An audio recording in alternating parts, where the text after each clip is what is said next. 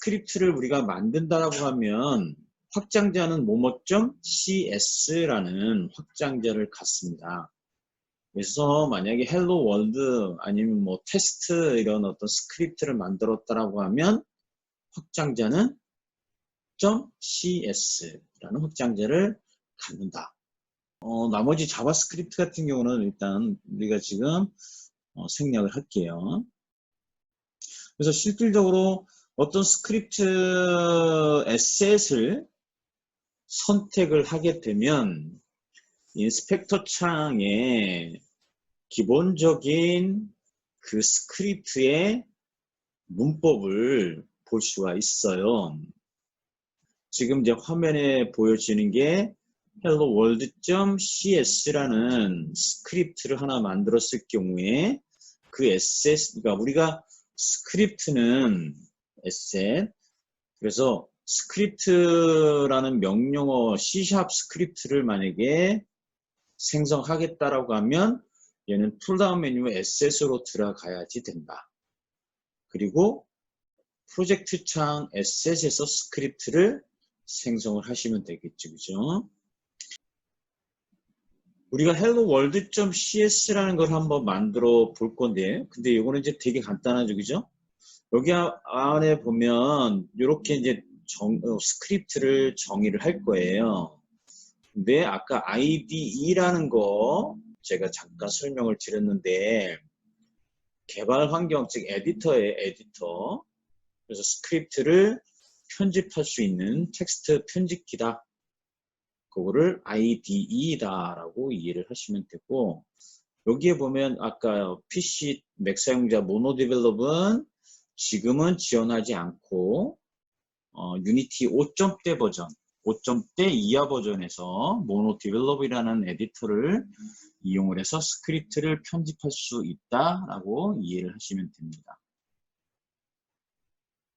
당연히 유니티를 설치를 하게 되면 비주얼 스튜디오를 포함을 하고 있어서 설치가 돼요. 그 다음에 지금 여기에 보면 이렇게 이제 hello.cs, helloworld.cs라는 거를 만들 건데, 얘는 지금 당연히 어떻게 만약에 실행을 할 수 있냐나, 만약에 실행이 된다라고 하면 debug.log라고 해서 콘솔 창에 hello world라는 문자열을 출력을 해주는 거예요.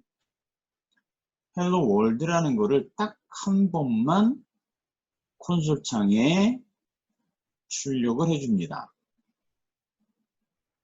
그 얘기는 요 start라는 요 메소드인데, 얘를 우리는 메소드라고 해요. 걔가 실질적으로 뭐 품종이 다양하죠. 그죠? 성별, 그 다음에 또는 그 걔가 동작하는 게 있죠. 그죠? 뭐 뛰어가든지 아니면 뒹구르든지 아니면 뭐 손을 두든지 이런 어떤 동작들이 있는데, 이런 걸 모든 것들을 다 포함하고 있는 것을 클래스라고 합니다. 그리고 우리가 아까 걔가 어떤 넘어지고 굴르는 동작을 하는 거, 그 동작하는 자체를 우리는 메소드라고 설명을 드렸어요. 그래서 여기서 스타트 메소드가 실행이 되는데 한 번만 실행을 하는 게 스타트 메소드다.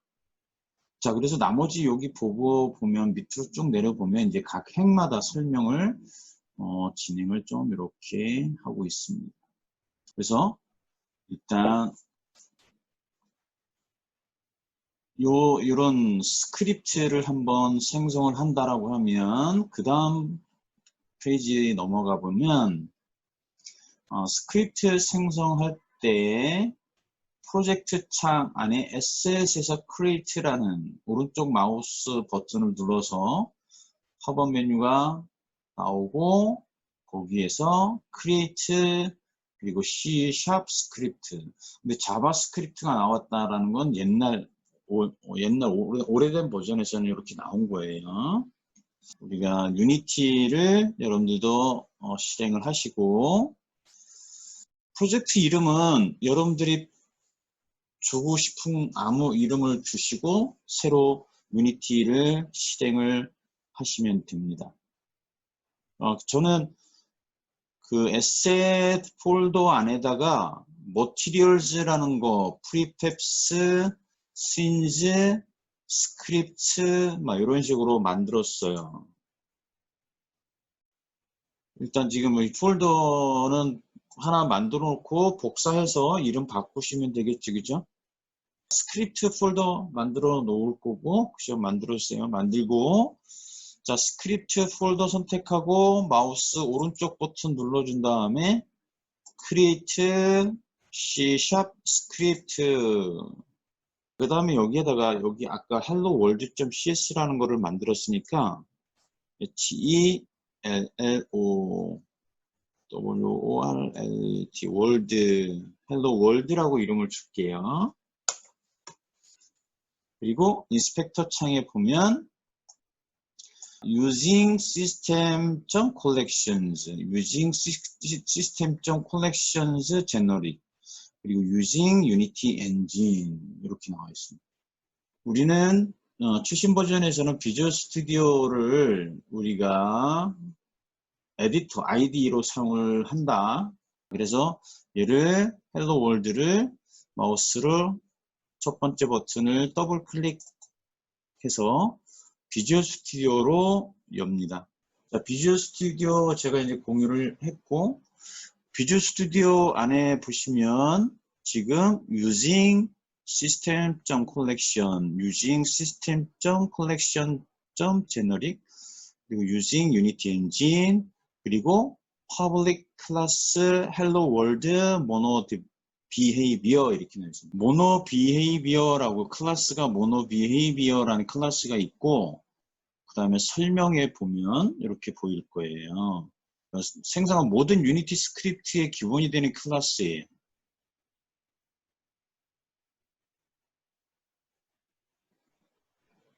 그래서 실질적으로 이 모노 비헤이비어라는 것들을 얘가 있기 때문에 여러분들이 그러니까 유니티에서 게임 오브젝트 안에 스크립트라는 에셋을 컴포넌트로 넣어준 다음에 플레이를 하게 되면 그 게임 객체에 추가된 스크립트 컴포넌트가 동작을 실행을 하는 거예요.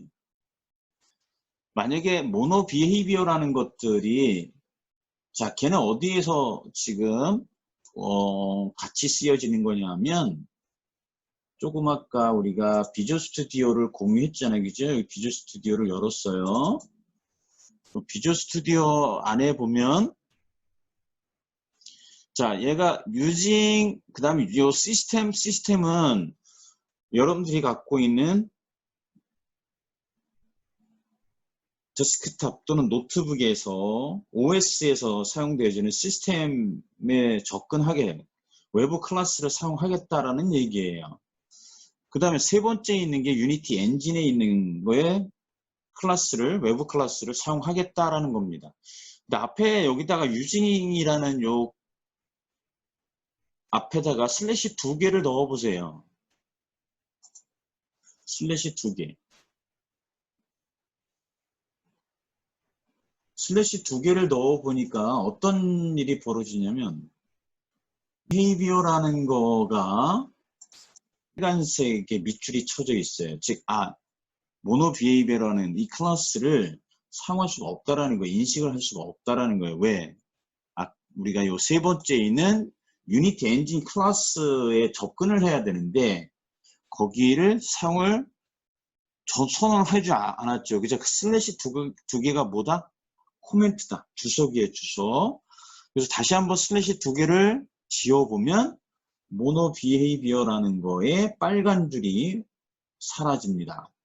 즉 모노 비헤이비어라는 클래스는 유니티에 있는 클래스를 사용을 하는 거예요. 그래서 유니티에 있는 클래스를 내가 쓰겠다라고 하게 되면 쉽게 얘기해서 이렇게 이해를 하시면 될 것 같아요. 게임 객체에 스크립트가 넣어지는 거예요. 그럼 스크립트가 넣어지려면 모노 비헤이비어라는 거로 클래스가 정의가 내려져 있어야지만 걔를 게임 객체에다가 가져다 쓸 수가 있는 겁니다. 그렇게 이해를 하시면 돼요. 당연히 퍼블릭은 광역으로 선언된 거예요. 그러니까 이 클래스, 즉 헬로 월드라는 클래스는 다른 클래스에서, 다른 스크립트에서도 쓰다가 사용할 수가 있다라는 거예요. 그래서 퍼블릭이라고 선언한 겁니다. 그러니까 다른 스크립트에서도 헬로 월드를 가져다가 사용을 할 수 있다. 그 다음에 여기에 보면 슬래시 2개로 되어 있는 거가 아까 설명드렸듯이 주석이에요. 주석. 유니티로 되돌아가신 다음에 샘플 씬에 자, create empty 빈 객체를 하나 생성을 해보세요. 빈 객체. 그리고 얘 이름은 뭐 hello world라고 줄게요.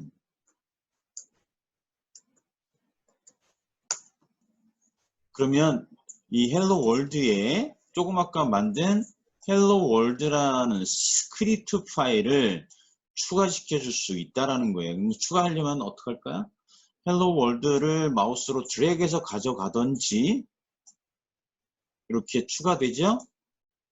또는 hello world라는 게임 객체 선택하고 add component 버튼을 눌러주고 자 여기에 스크립트라는 카테고리가 있어요. 스크립트 안에 hello world라는 스크립트를 선택을 해주면 추가가 되는 겁니다.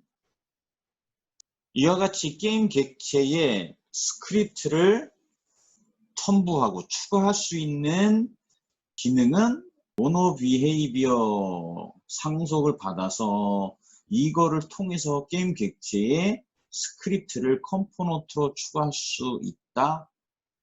요거를 이렇게 이해를 하시면 됩니다.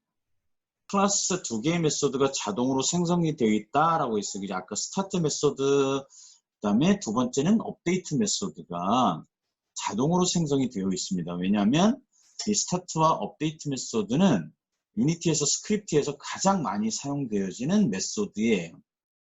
그래서 별도의 그 프로그래머가 메소드를 정의하지 않아도 사용할 수가 있는 건 디폴트로 들어가 있으니까 만약에 얘를 비주얼 스튜디오에서 지웠다가 다시 넣어주겠다라고 하면 비주얼 스튜디오에 가서 얘를 지웁니다. 이렇게.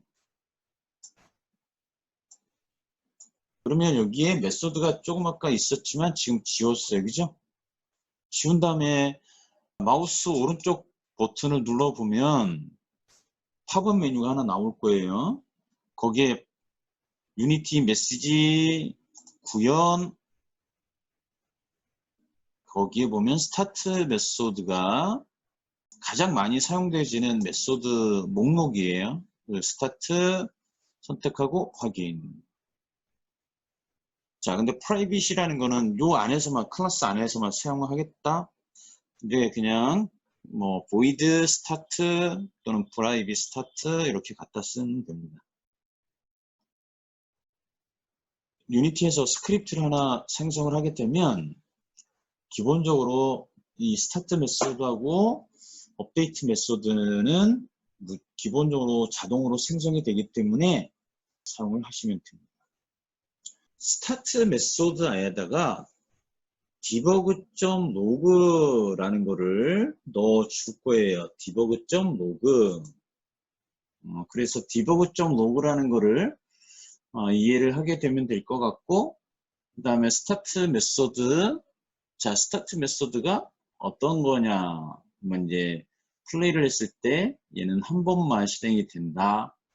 헬로 월드 안에 스크립트 넣어줘야지 되고, 그 다음에 우리가 그 콘솔 창 같은 경우에는 윈도우 메뉴 안에 보시면 제너럴 안에 콘솔 창이 있어요. 그죠? 콘솔 창.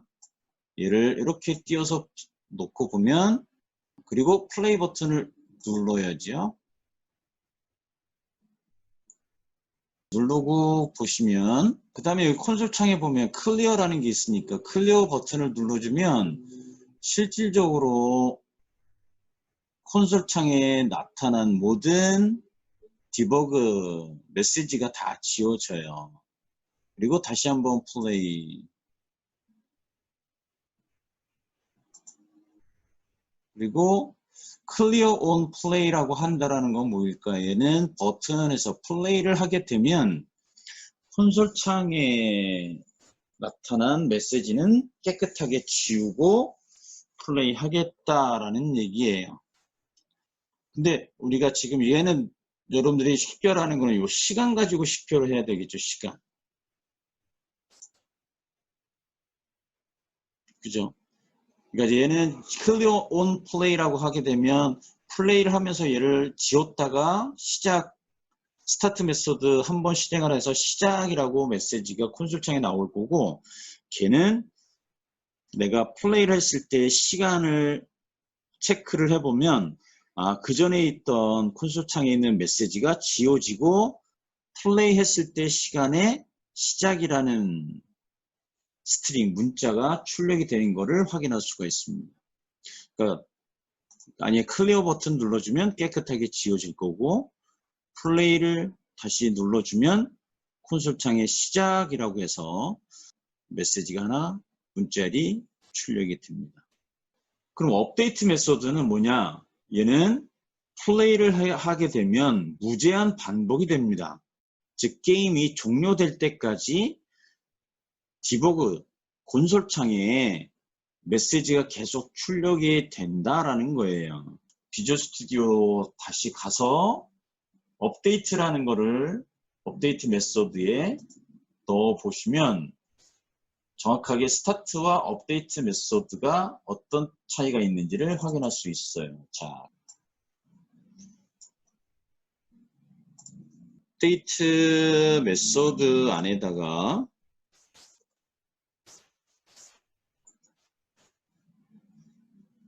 얘는 debug.log를 마우스로 쭉 긁어서 컨트롤 C, 컨트롤 V 한 다음에 업데이트 메시지에서는 반복이라고 할게요. 반복.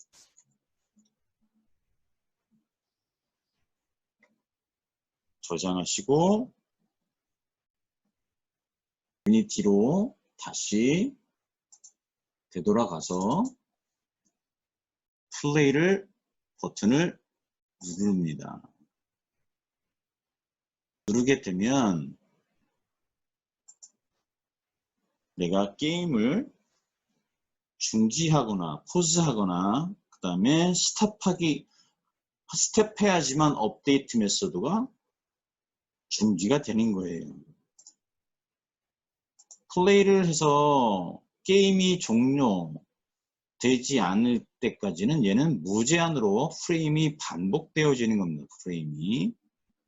프레임이라는 거를 얘는 1초에 60프레임이 돌아가는데, 그러면 프레임이 예를 들어서 얘가 1분 동안 한다라고 하면 1분이 60초니까 60초 곱하기 60프레임이니까 3600 프레임이 동작을 하는 거예요. 그러면 스타트 메소드와 업데이트 메소드는 어떤 때 쓸까? 그러니까 스타트 메소드 같은 경우에는 예를 들어서 컴포넌트 스탠다드 에셋에 있는 그 롤러 볼이라는 씬에 의해서 플레이를 해봤을 때 내가 커서를 키보드에 화살표 좌 또는 우 커서를 이용을 하게 되면 공이 움직였어요. 그죠? 근데 그 공이 움직였을 때 어떤 걸로 움직였냐면 리지드 바디라는 거를 만약에 썼다. 강체고 강체에다가 힘을 줘서 얘를 움직이게 했을 경우에 그러면 실질적으로 필요한 게 그 볼에 있는 리지드 바디라는 컴포넌트를 가져다가 그 리지드 바디에다가 addForce라는 API를 써서 움직였어요. 그럴 때 스타트 메소드에다가 리지드 바디라는 컴포넌트를 가져오는 문법을 스크립트를 한 번만 정의를 해주면 되죠. 그럴 경우에 이제 스타트 메소드를 쓰는 거고, 업데이트 메소드는 내가 커서를 움직여서 커서의 어떤 값을 입력을 받으면 얘는 움직이게 하는 동작을 하겠다라고 하면 그 스크립트는 업데이트 메소드에다가 넣어주는 거다라고 이해를 하시면 됩니다. awake라는 메소드를 설명을 합니다. awake라는 메소드. 자, 이 awake 메소드 같은 경우도 딱 한 번만 실행을 하는데 순서가 있어요. 첫 번째, start보다 먼저 실행되어진다. awake 메소드는. awake라는 메소드 같은 경우에 이제 예를 들어 start보다 내가 rigidbody라는 컴포넌트의 값을 가져오는 것보다 어떤 게임 객체가 뭐 활성화되어 있든지 아니면 비활성화되어 있는 거를 내가 비활성화되어 있는 걸 활성화시키겠다. 그러면 awake라는 메소드를 사용을 하는 거예요. 그리고 awake 메소드에서 게임 객체를 활성화시킨 다음에 그 다음에 그 게임 객체에 있는 rigidbody나 어떤 컴포넌트를 가져오겠다? 그러면 스타트 메소드에 그 컴포넌트를 가져오는 거를 스타트 메소드에다 넣어주는 거예요. 그래서 awake라는 메소드, 스타트 메소드, 업데이트 메소드가 있는데 가장 먼저 실행하는 게 awake 메소드고 그 다음에 두 번째가 스타트 메소드고 그리고 업데이트 메소드가 세 번째로 실행이 되는 겁니다. 실질적으로 awake 메소드라는 거는 간단하게 예를 들어서 스타트 메소드보다 먼저 실행이 된다라는 거를 이해를 하는 거가 이렇게 나와 있죠, 그죠? 그러면은 콘솔창에서 얘를 그대로 넣어 보실 경우에 얘도 스크립트를 다시 들어가서 자, 스타트 메소드 위에다가 void 하고 awake라는 거를 사용을 해보면 awake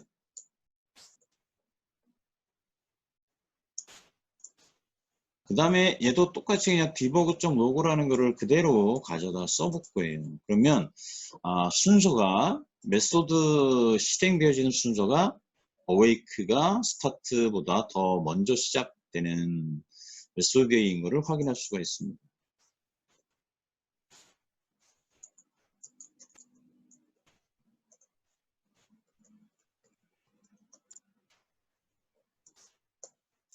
콘솔 창에 문자를 출력을 할 건데 메시지를 출력을 할 건데 스타트 메소드 전 실행이라고 자 문자를 주고 그리고 컨트롤 S에서 세이브 한 다음에 다시 유니티에서 실행을 하시면 이 경우에는 업데이트 메소드가 계속 돌아가니까 업데이트 메소드는 잠깐 주석 처리를 할 거예요. 그래서 업데이트 메소드 안에 있는 디버그 앞에다가 슬래시 2개를 넣어주면 업데이트 메소드는 이 스크립트는 실행이 되지 않겠죠.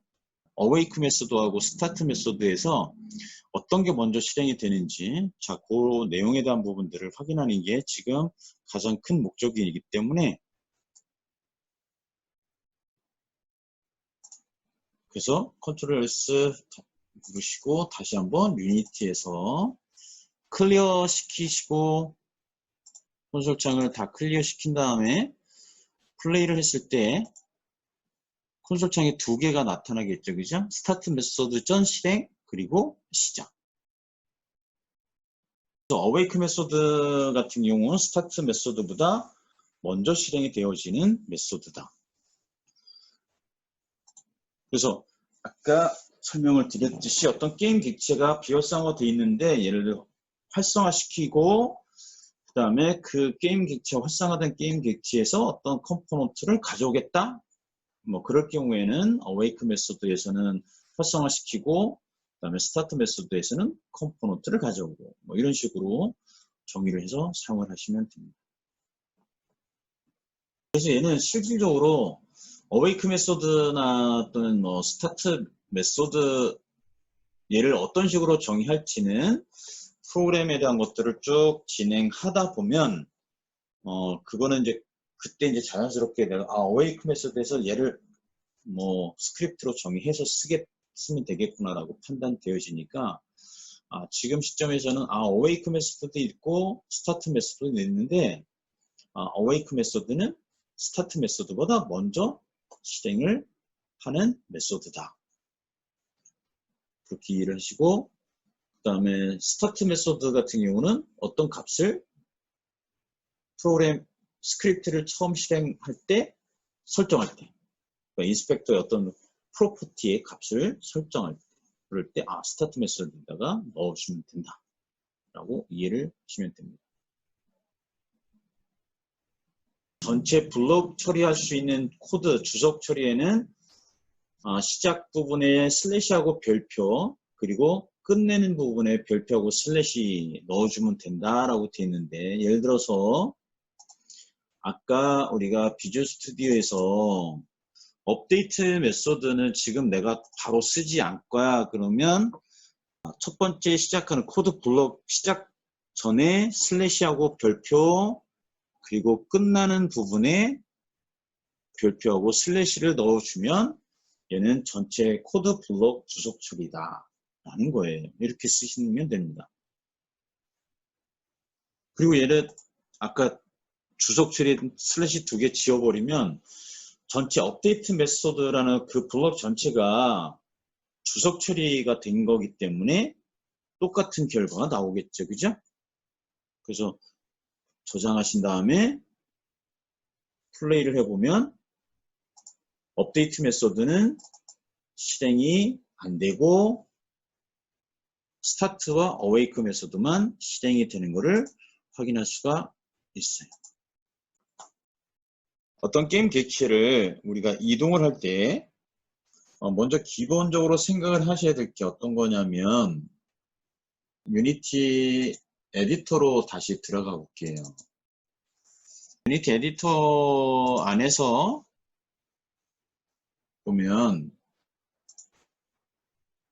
자 여기다가 제가 바닥을 하나 그리시고 플레인 바닥 하나 그리고 자 그 위에다가 큐브를 그려볼게요.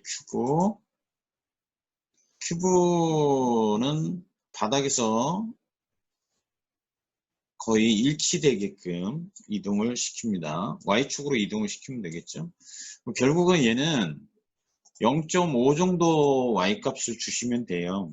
왜냐하면 큐브는 단위가 1m이기 때문에 그래서 Y값을 0.5로 주게 되면 플레인과 그 다음에 큐브는 맞닿게 되겠죠. 그죠? 우리가 첫 번째 얘를 Y축에서 한번 볼게요. 자, 실질적으로 얘를 움직인다라고 하면 마우스, 즉 축을 가지고 마우스를 움직이면 크로스 방향으로 움직일 수도 있고 X축에 자 반대로 가면 마이너스 값이 움직여요. Z축을 마우스로 클릭한 다음에 움직이면 Z값이 바뀌어집니다. 그러면 우리가 어떤 게임 객체를 이동을 할 때 가장 먼저 사용하는 방법이 이 트랜스폼 안에 포지션의 값을 X값, Y값 또는 Z값 세 개의 좌표값을 주게 되면 얘는 움직여져요. 그러면 실질적으로 우리가 X값, Y값, Z값에 대한 이 세 개의 좌표값을 입력을 받을 때에는 어떤 게 필요하냐면 벡터라는 거를 쓰는 거예요. 벡터. 즉 벡터라는 거가 어떤 거를 갖고 있냐면 얘는 방향을 갖고 있습니다. 방향과 크기. 자 그래서 트랜스폼의 포지션 값을 내가 입력을 하겠다라고 했을 경우에는 벡터로 정의를 해주면 된다. transform.position이라는 값을 우리가 게임 객체에다가 어떤 지금 큐브라는 게임 객체를 선택을 하고 그 게임 객체 큐브라는 거 안에 transform 컴포넌트의 포지션 값을 내가 0, 그 다음에 z 값을 0을 주게 되면 게임 객체가 이동이 되겠죠. 그러면 지금 인스펙터에서 절차, 과정이 어떻게 되어 있냐면 게임 객체의 큐브 선택했고 그 큐브의 트랜스폼 안에 포지션의 X값, Y값, Z값을 준 거예요. 그러면 실질적으로 얘를 움직일 때 스크립트로 정의한다라고 하면 스크립트 문법, 문장은 각각의 API 자체, API와 API는 도트로 구분을 해요. 그러니까 transform.position 그 다음에 내가 값을 줘야 되는데 그 값은 x값, y값, z값은 세 값을 벡터 형식으로 주면 된다. 근데 벡터 3가 되겠죠. 왜냐면 x값, y값, z 세 개의 값을 줘야지 되기 때문에 인스펙터에서 transform.position이라는 거를 가지고 이동을 한 거를 그대로 헬프 메뉴를 클릭을 해봐서 거기에 보면 스크립팅 레퍼런스가 있어요. 그죠? 그 스크립팅 레퍼런스를 열어보시면 우리가 트랜스폼하고 포지션이라는 두 개의 키워드, 두 개의 값을 가지고 게임 객체를 이동을 했으니까 자 여기 서칭 스크립트에서 트랜스폼하고 한 칸 띄고 포지션이라고 입력을 하게 되면 첫 번째 기술 문서가 하나 나올 겁니다. 그죠? transform.position. 자, 얘가 찾아졌어요. 그러면 첫 번째 거를 기술 문서를 클릭을 해서 보시면 자, 얘는 vector3 position에서 vector3라는 값을 가져야 되고 자, 이게 월드 스페이스예요. 그죠? 월드 스페이스가 있고 로컬 스페이스가 있는데 우리가 월드 좌표계라고 보시면 돼요. 즉 유니티 요 에디터 자체가 하나에 3개예요. 3개. 그러니까 그 3개에 0,0,0 원래 좌표값을 거기에 나와 있는 좌표 축이 있잖아요. 그죠? X축, Y축. 그 값의 좌표값을 가지고 벡터 값을 정의해 주는 거. 그게 월드 스페이스예요. 그래서 여기에 보면 이렇게 샘플 코드가 나와 있죠. 그죠? 그래서 중요한 건 밑으로 내려 보시면 transform.position이라는 거 안에 보면 여기 있죠. 그죠? 얘는 카메라를 움직이는 거예요. 그죠? 카메라.main.transform.position 그 다음에 벡터, new vector 3하고 이런 값을 얘는 쓰는 거예요. 그죠? 그러면 나는 필요한 게 transform.position 카메라를 움직이는 게 아니니까 나는 transform.position equal new vector 3라는 이 값만 형식을 그대로 복사를 해서 스크립트 아까 우리가 만드는 거 여기 안에다가 스타트 메소드 디버그 바로 다음 줄에다가 컨트롤 V에서 넣어 볼 거예요. 자 이렇게 넣어 보세요. 그러면 얘는 어떤 뜻이냐면 게임 객체 여기서 큐브라는 게임 객체의 스크립트를 컴포넌트를 추가를 해서 실행을 하게 되면 자 어웨이크 메소드가 실행이 되고 그 다음에 스타트 메소드가 실행이 되는데 그 스타트 메소드의 스크립트가 첫 번째 디버그 창에다가 콘솔 창에 시작이라는 메시지를 하나 출력을 해줄 거고 그 다음 줄에 큐브의 위치를 x값 2.5 y값 7.5 z값 0.8이라는 그 좌표 값에다가 큐브가 이동이 되겠죠. 자, 형식을 우리가 transform.position이라는 어떤 게임 객체의 위치 정보를 바꾸려면 얘는 벡터라는 값으로 값을 대입을 해줘야 된다. 그거를 기억을 하시면 됩니다. 그 다음에 여기 F라는 것들을 뒤에다 썼다라는 거는 뭐냐면 부동 소수형이다라는 거죠. 그냥 실수값을 준 거예요. 실수값. 당연히 얘는 컨트롤 S에서 세이브 하시고 다시 플레이를 하게 되면 자 플레이를 했을 때 당연히 지금 헬로 월드라는 이 스크립트를 큐브에다가 넣어줘야 되겠죠. 그죠? 자, 아까 우리가 플레이 헬로 월드라는 게임 객체는 자, 비활성화 시킬 거야. 자, 헬로 월드라는 스크립트를 체크를 해제시켜주면 얘는 컴포넌트 스크립트 자체가 enable 되죠. 그 다음에 플레이. 자, 그래서 큐브의 위치값을 보면 자, x값이 2.5, y값 7.5, z는 0.8이라는 값으로 이동이 된 것을 확인할 수가 있죠. 다시 한번 끄면 원래대로 되돌아오죠.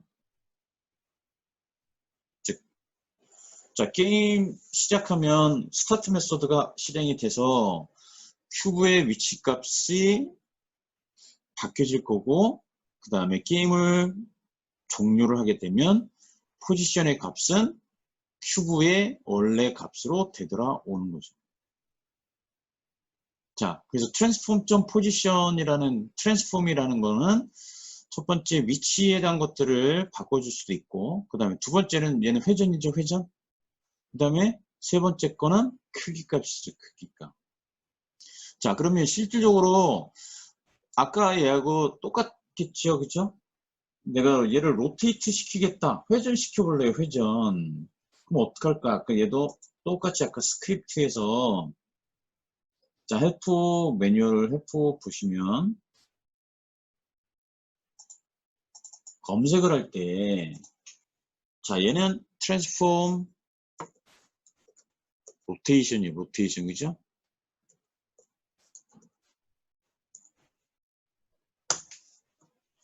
자, 그래서 트랜스폼 로테이션이라는 두 개의 키워드를 검색을 하게 되면 자, 얘도 transform.rotation이라는 게 가장 먼저 기술 문서가 보여집니다. 그래서 얘를 클릭해서 보면 얘 이제 샘플 코드가 나와 있어요. 그죠? 샘플 코드가 나와 있고 뭐 자, transform.rotation 해갖고 자, 여기에 이런 값이 나와 있어요. 그죠? 근데 이제 실질적으로 자, 이렇게 값을 볼 수도 있고 이제 찾을 수도 있고요. 자, PDF 다시 한번 보면 PDF에도 이제 로테이트 하는 것들이 나와 있으니까 자, PDF 보시고 얘를 쭉 밑으로 내려 보시면 여러 가지 형식이 있어요. 그죠? transform.rotation equal quaternion.oiler 그래서 이런 내용들을 살펴보시면 회전을 할 때 자, API 매뉴얼을 통해서 확인을 하실 수도 있고 그 다음에 여기서 이제 또 하나 새로운 어떤 그 용어가 나오는데 개념이 나오는데 이 개념에서 보면 쿼터니언이라는 게 있어요. 쿼터니언이라고 해서 4분수라는 거를 쓰는데 근데 우리가 알고 있는 각도 개념에서 360도라는 각도 범위 내에서 내가 45도 회전시켜 주겠다 또는 뭐 15도 회전시켜 주겠다라고 했을 때 그 각도를 우리는 오일러 각도라고 해요. 근데 오일러라는 이 각도를 가지고 3차원 공간상에서 어떤 물체를 회전시켜 주면 자, 예를 들어서 세 개 축을 가지고 내가 45도 회전을 시켜주고 X축을 중심으로 45도 Y축을 기준으로 45도 또는 그 다음에 Z축을 기준으로 45도 이렇게 각각의 세 축을 기준으로 45도만큼 회전을 시켜주고 싶어요. 근데 우리가 공간상에서 어떤 물체를 회전하다 보면 X축 또는 Y축은 정상적으로 회전을 하는데 Z축이 회전이 안 되는 문제가 발생을 할 수 있어요. 또는 마찬가지예요. Y축, Z축은 정상적으로 회전이 되는데 X축이 원하는 그 각도로 회전이 안 되는 그런 문제점이 발생을 해요. 그래서 이런 문제점을 우리는 짐볼락이라고 해요. 짐볼락. 그래서 이 짐볼락에 대한 문제를 해결해 준 알고리즘이 쿼터니언이라는 개념이에요. 그래서 우리가 각도를 45도를 유닛 에디터 인스펙터 창에 로테이션의 값에다가 주게 되면 그 세 개의 오일러 각도를 얘는 입력을 받아서 계산은 쿼터니언이라는 알고리즘 4분수에 의해서 값을 계산을 해요. 그런 다음에 객체를 회전시켜 줍니다. 그거를 우리는 쿼터니언이라는 거로 사용을 합니다. 자, 그래서 실질적으로 여기 로테이션이라는 각도의 X축 45, Y축 45 또는 지금 이제 화면에 나와 있는 것처럼 자, Y축으로 90도 회전시키겠다. 그러면 transform.rotation equal quaternion.oiler라는 거를 첫 번째 이렇게 쓰시면 됩니다. 그 다음에 또는 아까 API에서 나와 있는 것처럼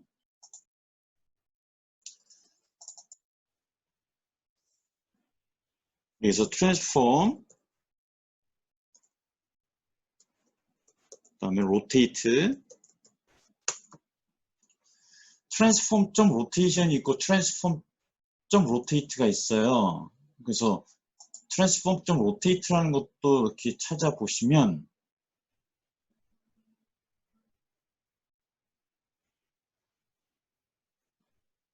자, 얘도 transform.rotate 해갖고 형식은 이렇게 쓰여질 수도 있습니다. 그러니까 각각의 그냥 코토니언이라는 거 그런 클래스 사용하지 않고 그냥 오일러 각도 그냥 그 값 그대로 주겠다라고 했을 경우에 자, rotate 값 얘는 벡터 형식이 아니라 그냥 transform.rotate 가로 열고 x 각도, 콤마 y 각도, 콤마 z 각도라고 되어 있고요. 그 다음에 네 번째 나오는 인자가 뭐냐면 좌표계예요. 즉 월드 좌표계를 기준으로 회전시킬 거냐, 로컬 좌표계를 기준으로 회전시킬 거냐 그 얘기예요. 그래서 코토니언 트랜스폼 로테이션 이퀄 코토니언 오일러라는 걸로 각도를 줘서 개인 객체를 회전시킬 수도 있고, 자, 그 다음에 이 transform.rotate하고 각도를 줄 수도 있다. 그래서 일단 지금 transform.rotate라는 거를 한번 써보면 그대로 얘를 컨트롤 C 해서 복사를 하시고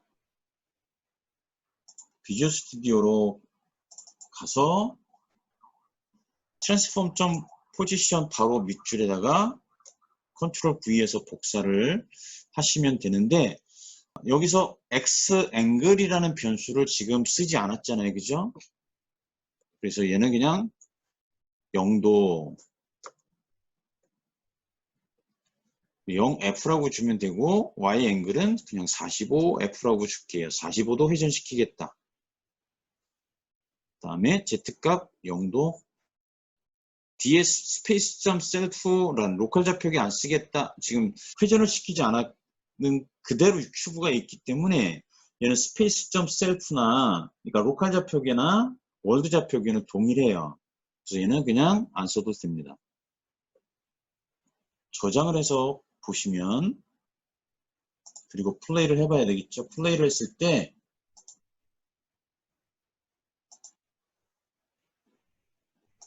비주얼 스튜디오에서 이렇게 로테이트 넣어준 거고 그대로 컨트롤 C, 컨트롤 V로 넣어준 거고 당연히 컨트롤 S에서 세이브 할 거고 그 다음에 자 유니티로 들어가서 중요한 건 이 큐브의 포지션 값이 분명히 바뀔 거고 로테이션 값에 얘도 바뀌겠죠. 그죠?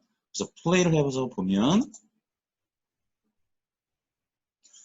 Y축 아까 45도 회전된 값을 줬기 때문에 45, 그 다음에 X 0도, Z 0도라고 되어 있을 겁니다. 그래서 로테이션이라는 거를 쓸 때 오일러, 그러니까 코토니언.오일러라는 API를 가지고 그냥 쓸 거냐 아니면 transform.rotate 해서 오일러 각도 그 형식 그대로 입력을 해서 게임 객체를 회전시킬 거냐 이런 내용들을 기억을 하시면 됩니다. 자, 마찬가지 스케일 같은 경우는 트랜스폼 스케일이라고 찾으시면 되겠죠. 그죠? 그 경우에는 API 매뉴얼에 가셔서 내가 스케일을 바꾸겠다라고 하면 트랜스폼 그다음에 스케일이라고 입력을 해주면 얘는 이렇게 찾아지겠죠. 그죠? 근데 transform.scale 근데 transform.local scale 예를 들어 transform.local scale이다라고 하면 얘는 좌표계가 변형이 됐을 때 얘기를 하는 거예요.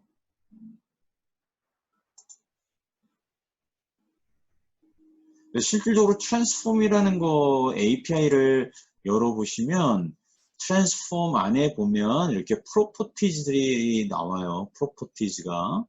그럼 여기에 보면 예를 들어서 아까 포지션, 그죠? 클릭해 보면 얘는 트랜스폼 점 포지션으로 들어가는 거. 그 다음에 로테이트, 로테이션, 그럼 트랜스폼 점 로테이션 어떻게 사용할 수 있는 거. 그 다음에 오일러 앵글에는 트랜스폼 점 로테이트. 코터니언은 아까 트랜스폼 점 로테이션에서 코터니언 점 오일러 이렇게 쓰여지는 거. 그래서 각도에 대한 것들은 이제 트랜스폼 점 로테이션에서 오일러, 그러니까 코터니언 오일러라는 거하고 그다음에 트랜스폼 점 로테이트, 자 이런 것들을 갖다 쓰는 방법에 대한 것들. 지금 트랜스폼이라는 컴포넌트가 트랜스폼 컴포넌트였잖아요, 그죠? 그럼 트랜스폼이라는 거를 내가 스크립트에서 가져다 쓸 때 API는 트랜스폼이에요, 이 클래스가. 이 트랜스폼 클래스 안에 보면 지금 프로퍼티즈가 이렇게 많은 거예요. 오일러 앵글 하게 되면 오일러 앵글 값을 줄 때 사용하는 거다. 이런 식으로 트랜스폼 점 오일러 앵글 해갖고 여기도 벡터 3 값이 들어오는. 자, 이 형식에 대한 것들은 문법이기 때문에 얘네 벡터 3로 값을 받아와야 된다. 얘가 이해가 안 되면 스크립트 예제를 보시면 이와 같이 그대로 가져다 쓰시면 되는 거예요. 그 다음에 여기에 보면 로컬 포지션, 로컬 스케일, 또 패런트, 뭐 여러 가지 나오겠죠, 그죠? 라이트. 그래서 실질적으로 이런 프로퍼티즈를 내가 어떻게 잘 쓰느냐라는 부분들을 잘 기억을 하시면 됩니다. 그 다음에 우리가 벡터라는 거를 잠깐 살펴보면 단위 벡터가 있어요. 단위 벡터가. 제가 예를 들어서 육면체가 하나 있어요. 육면체가.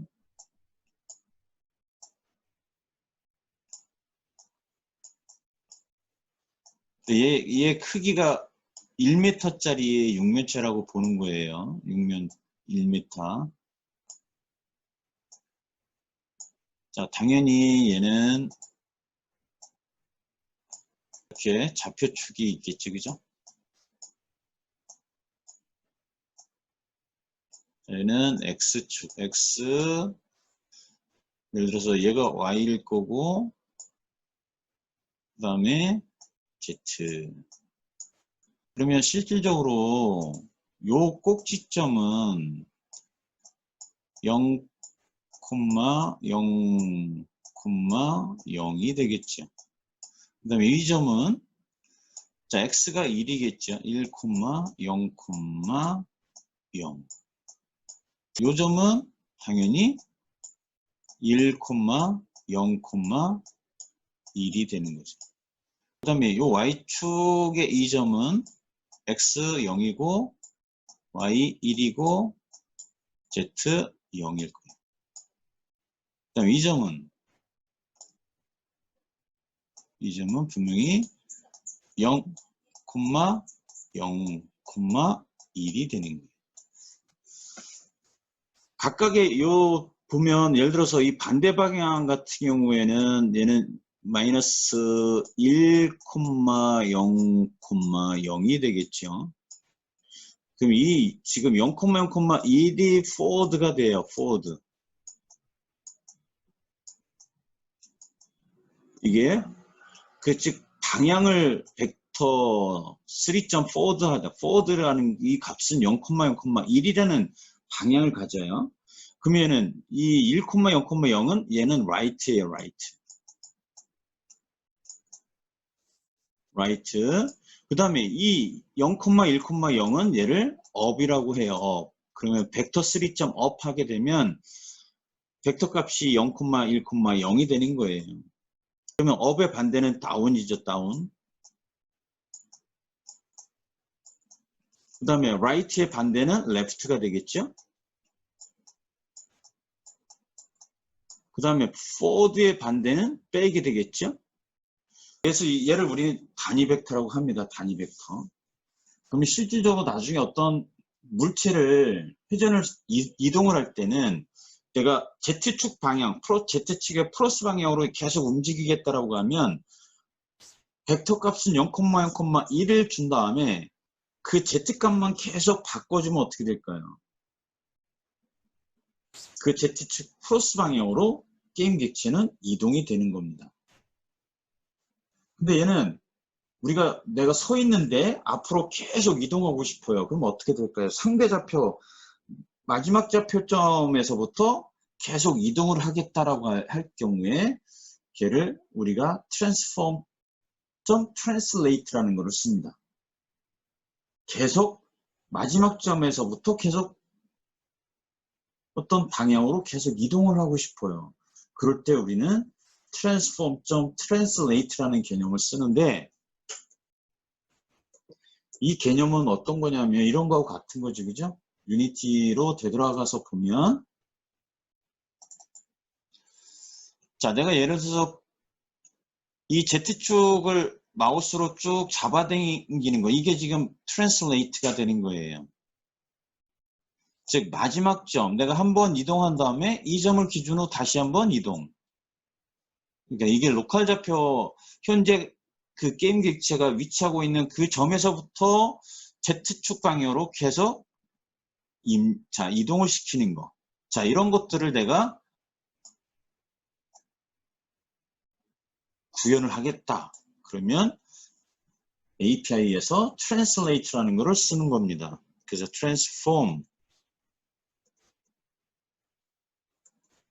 translate라고 키워드를 검색을 하게 되면 transform.translate라는 기술 문서가 나와요.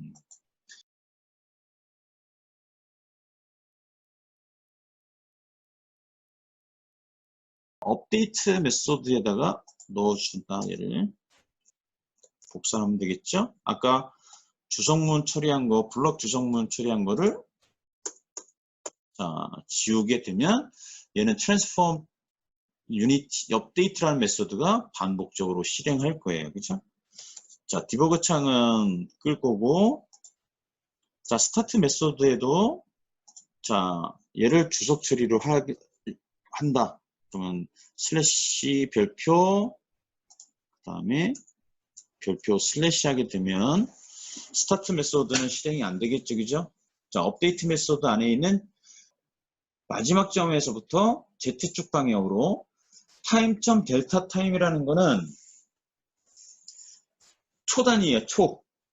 즉 아까 프레임과 프레임, 즉 어떤 객체가 1초에 아까 60프레임이 돌아간다고 했어요. 그죠? 그러면 맨 마지막 60프레임과 59번 프레임에서 걸린 시간, 그거를 얘를 곱해주는 거예요. 자, 그러면 타임.델타 델타 타임이라는 것들은 여러분들이 스크립트를 이런 API나 아니면 이제 샘플 프로젝트 열어보면 어떤 게임 객체가 움직일 때 자, 타임.델타 델타 타임이라는 이 API를 거의 다 쓰는데 그 이유는 내가 컴퓨터가 사양이 좋은 컴퓨터도 있고 나쁜 컴퓨터도 있잖아요. 그죠? 근데 좋은 컴퓨터에서는 빨리 돌아가고 빨리 실행이 되고 나쁜 컴퓨터에서는 늦게 실행이 된다고 하면 그 컨텐츠는 값어치가 없어요. 그죠? 그래서 어떤 컴퓨터의 성능에 상관없이 똑같은 프레임 속도를 내고자 한다라고 했을 때 타임.델타 델타 타임이라는 값을 곱해주면 됩니다. 그럴 때 이 타임.델타 델타 타임을 쓰는 거예요. 자, 그러면 얘를 컨트롤 S에서 세이브한 다음에 빠져나오고 유니티를 실행을 해서 보면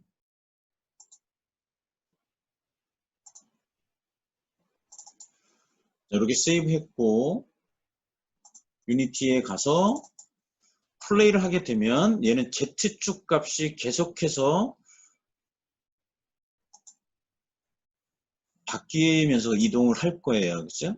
Z축 방향으로만 나는 이동을 시키는 스크립트를 짜놨기 때문에. 그래서 transform.translate라는 거는 상대좌표 개념으로 이해를 하시면 돼요. 그러니까 그 객체가 어떤 방향으로 지속적으로 움직이고자 할 때, 그럴 때 transform.translate를 쓴다. 아까 transform.position은 그냥 좌표값, 절대 좌표값을 준 거예요. transform.position은 0,0,0에서 100, 100, 100으로 가는 거죠. 그게 뭐라고 할까요? 순간 이동이 되는 거예요. 그거를 우리는 순간 이동이라고 해요. 얘는 지금 translate는 순간 이동이 아니죠. 계속해서 움직이는 거고, 여러분들이 현재 있는 그 집 또는 숙소에서 그래서 뭐 강화문까지 순간 이동을 하겠다. 그럴 경우에 transform.position의 값을 주시면 되겠죠. 그 경우는 제가 그래서 transform.position은 순간 이동이다. 0,0에서 그래서 100, 100 다시 뭐 1000, 이런 식으로 순간 좌표값으로 이동을 시키는 거. 그게 transform.position이고 transform.translate는 어떤 방향으로 지속적으로 움직이게 하는 때는 transform.translate라는 것을 사용을 한다. 자, 당연히 여기 API 예제에 보면 아까 설명드렸듯이 벡터 3.up이니까 이게 어떻게 될까요? Y축으로 이동하는 거예요. Y축. 그럼 벡터 3.down 하게 되면 Y축의 마이너스 방향이 되는 거고 벡터 3.right 하게 되면 X축의 플러스 방향이 되는 거예요. 그러니까 벡터 3.left 하게 되면 X축의 마이너스 방향.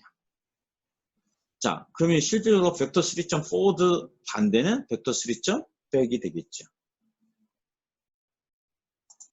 자, 그러면 실질적으로 스크립트에서 나는 얘를 반대로 가겠다라고 하면 벡터 3 아까 우리가 스크립트에서 점 forward 대신에 점하고 back 하게 되면 Z축의 마이너스 방향으로 얘는 이동이 되겠죠. 자, 얘를 우리는 벡터의 유닛 기본 단위라고 합니다. 단위 벡터, normalize라고 해요. normal 벡터라고 합니다. normal 벡터.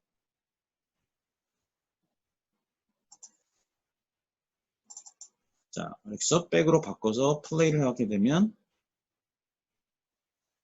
Z축의 마이너스 방향으로 이동을 하면 되는 거예요. 자, 그래서 벡터 3.forward 바꿔보시고 벡터 3.back으로 바꿔보고 벡터 3.up, 벡터 3.right, 벡터 3.left. 그럼 예를 들어서 이렇게 하려면 어떻게 해야 돼요?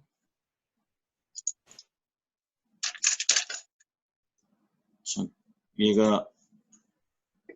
나는 얘를 회전시키는데 얘를 이동시키는데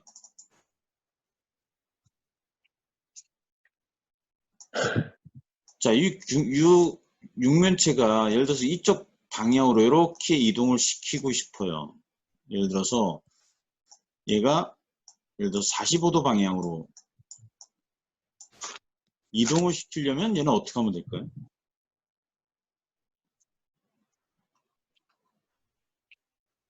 여기서 벡터 3.forward, 벡터 3.left, 벡터 3.right 이런 거를 쓰게 되면 그 축 방향으로만 이동을 하지 이렇게 45도 방향으로는 이동이 안 돼요. 이럴 경우엔 얘는 천상 벡터 3를 만들어야 되겠죠. 그럼 얘는 벡터가 어떤 식이 될까요? 벡터 3 자체는 이 값은 어떻게 돼요? 이 값을 가지면 되죠.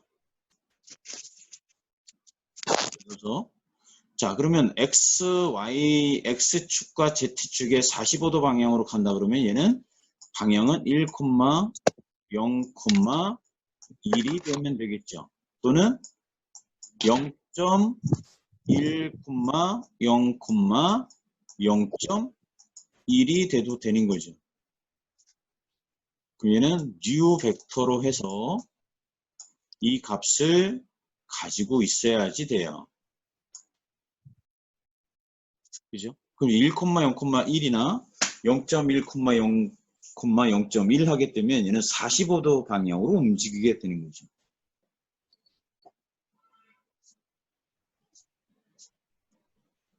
그러면 실질적으로 여기 이 값을 주려면 여기에 스크립트에서는 어떤 형식으로 얘를 쓰면 될까? 그러면 예를 들어서 자, 그대로 갖다 쓸 건데 컨트롤 C, 컨트롤 V 하는데 여기서 나는 벡터를 새로 만들어야 되기 때문에 new 벡터 3가 돼요. 그 다음에 가로 열고 1, 0,1 하고 가로 닫고 해주면 되는 거예요. new 벡터 3라는 거 아까 어디서 우리가 다뤄봤냐면 transform.position equal new 벡터 3 가로 열고 이렇게 얘에서 쓰겠죠? 그러니까 새로운 벡터를 만들 경우에 이 값이고 여기다가 타임.델타 타임을 곱해주면 되니까 그 다음에 얘는 슬래시 2개를 넣어서 주석 처리한 다음에 컨트롤 S 자 그리고 유니티에서 다시 한번 플레이를 해봤을 때 내가 원하는 45도 방향으로 얘가 이동이 되는지를 확인해 보면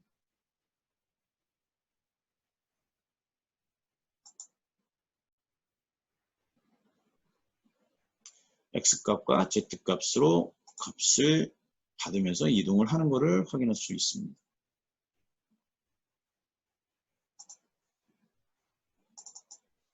기본적으로 벡터라는 거 어떤 트랜스폼 안에서 어떤 객체를 이동을 할 때는 필요한 게 뭐냐면 방향이에요, 방향.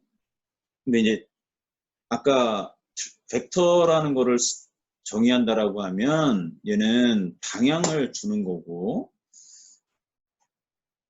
자, transform.translate라는 거 쓰면 지속적으로 어떤 방향으로 계속 내가 입력되는 수치방 값으로 계속 이동하는 하는 거고 transform.position은 아까 말씀드렸지만 순간이동이다는 순간이동.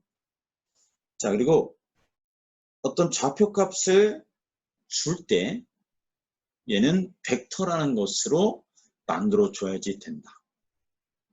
그거를 기억을 하시면 됩니다. 그러면 이제 이동하는 부분에서는 자, 이 형식에서 벗어나는 부분은 크게 없겠죠. 그 다음에 이제 우리가 다뤄야 될 게 뭘까요?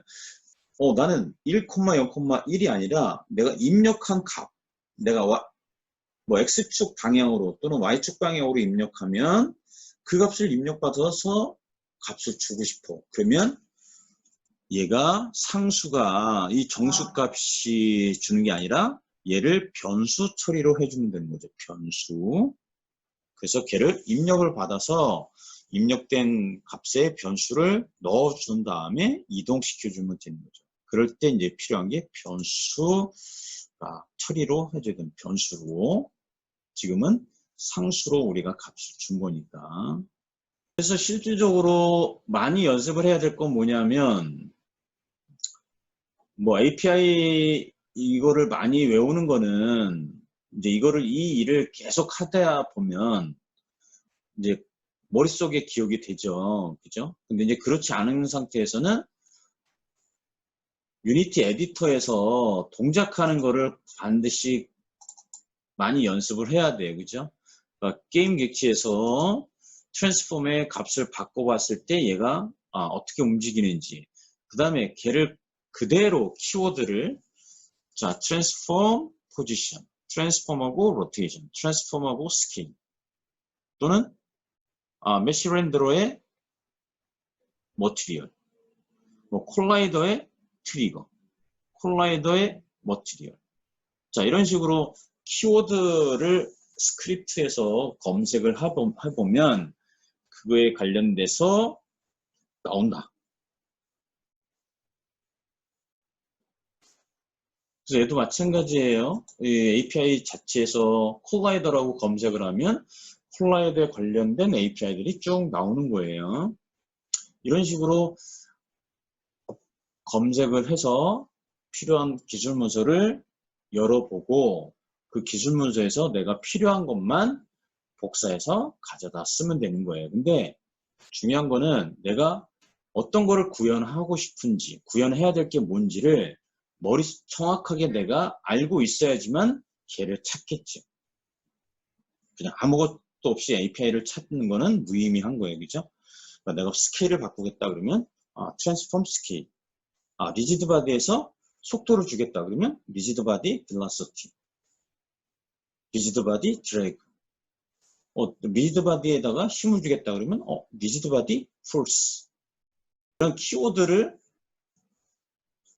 본인들이 찾아내서 걔를 API 매뉴얼에서 검색을 해서 기술 API 문서가 나오면 내가 원하는 결과값을 얻어낼 수 있는 것을 찾아내는 거. 그게 반복적으로 연습을 해야 되는 상황입니다. 반드시 연습을 해보시면 됩니다.